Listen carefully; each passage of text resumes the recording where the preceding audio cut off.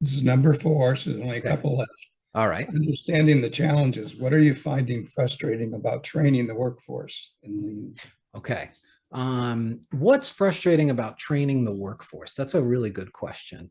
Um, there's a few things. First of all, there's always some people in any organization that are going to be resistant to doing this. And those are usually, a lot of times, those are like middle managers, a lot of times, but not all of them.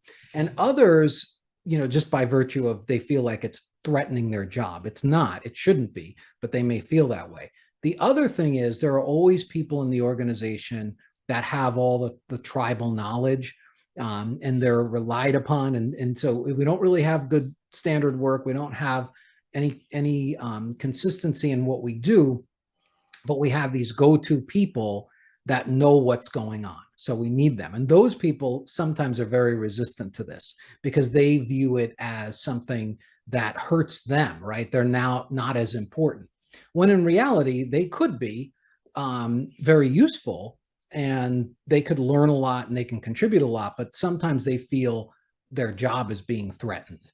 So I think to overcome some of that, I think it's really important for the top leadership to communicate why we're doing this. And I always say to commit to the idea that we're not going to cut jobs. We're not going to lay people off as a result of lean.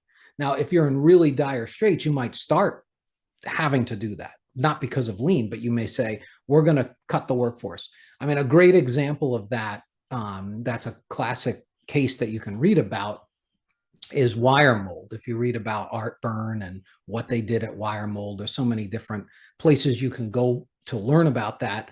Probably the best book on it is Better Thinking, Better Results by Emiliani. That's a really good book, but Art Byrne writes about it himself, Lean Turnaround.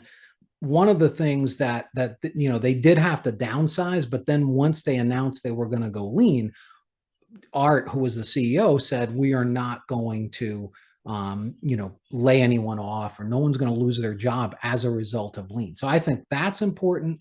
And also communicating that we need everyone to be working together to make this work. And we're not, you may have a certain job today that may change what you're doing, but it's going to be more value added anyway in what you're doing. So that usually works. There's still going to be some resistance, but we can deal with that. But I think that is helpful.